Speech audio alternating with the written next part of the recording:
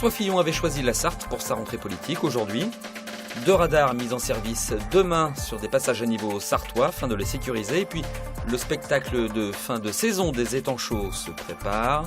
Un spectacle de centre de loisirs digne des professionnels. François Fillon effectuait en Sarthe sa rentrée politique aujourd'hui avec un rassemblement de son mouvement Force républicaine dans le cadre très bucolique de l'abbaye de Rouet-en-Champagne. Image très terroir devant les médias nationaux, un plus pour celui qui entame sa longue marche vers les présidentielles. En France, je vois le décalage entre un pouvoir qui se satisfait d'un rien et notre peuple qui se désespère de tout. Une image appuyée par un discours réformateur, d'opposition, de conquête, car l'objectif est bien d'accéder à la plus haute marche. Dans sa démarche, il faut qu'il se constitue une image de présidentiable, bien sûr. Ne l'a pas qui veut. Je trouve que cette réunion correspond aux exigences du moment. Vous avez vu qu'elle est modeste. On privilégie le travail, le sérieux, pas tellement d'effets de manche. Une journée de travail donc, rythmée par 3 tables rondes. La dernière était consacrée à la reconquête et aux élections. Les Sartois comptent bien sur François Fillon pour les soutenir lors des prochaines échéances. Il nous a déjà bien appuyé lors de la Commission nationale d'investiture. Il a appuyé la candidature d'Alain Pigeot, qui l'a obtenue. Donc voilà, François Fillon, c'est un soutien de poids et il viendra nous soutenir, je pense, en début d'année prochaine. Quel regard porte l'ancien Premier ministre sur les futures élections dans son propre département?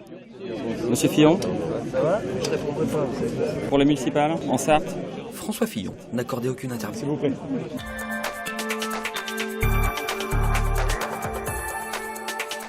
Un mois de juillet positif sur le front de l'emploi en Sarthe. 27 028 chômeurs de catégorie A contre 27 747 le mois précédent, soit une baisse de 2,6%. Cette catégorie comprend les personnes sans aucune activité professionnelle. Une bonne nouvelle à prendre avec précaution car il y a encore près de 12% de chômeurs de plus qu'il y a un an à la même période. Pour les catégories A, B et C rassemblées, sans emploi et emploi précaire, la hausse se poursuit par rapport à juin. Elle est de 0,8%, soit 44 426 demandeurs d'emploi en Sarthe.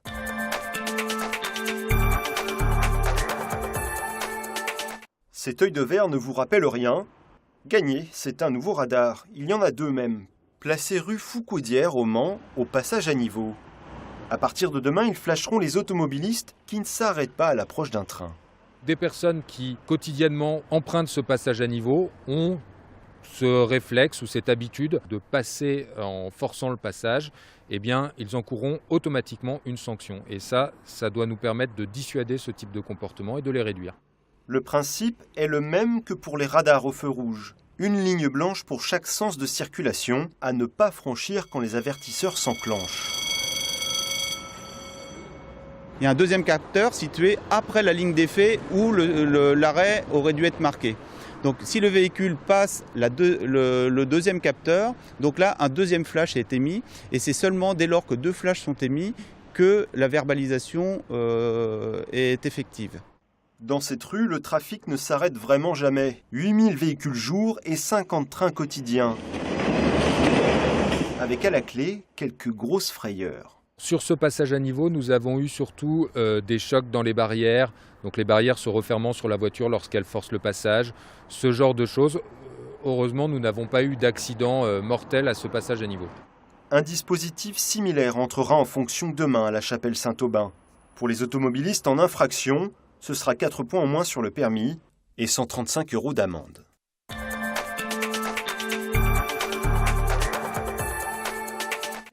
À 2 jours du grand soir, les enfants du centre de loisirs des étangs chauds étaient en pleine répétition mardi.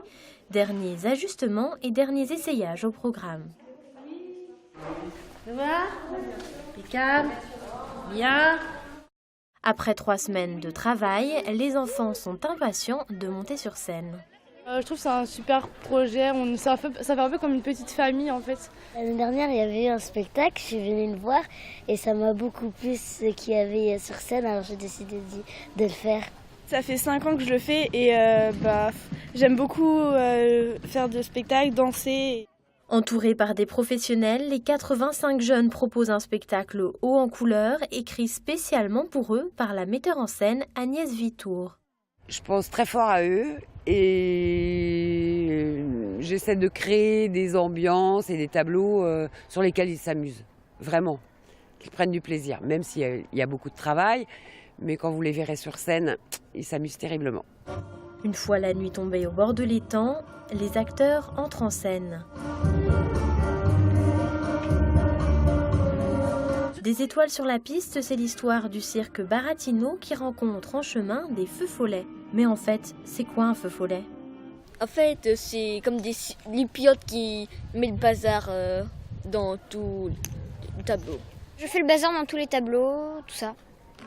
Agnès Vitour donne ses dernières indications aux enfants. Non, c'est pas grave, continuez. Sur scène, les tableaux s'enchaînent, danse, ombre chinoise, théâtre. Les apprentis saltimbanques ont encore brillé quelque temps dans la nuit pour cette répétition grandeur nature.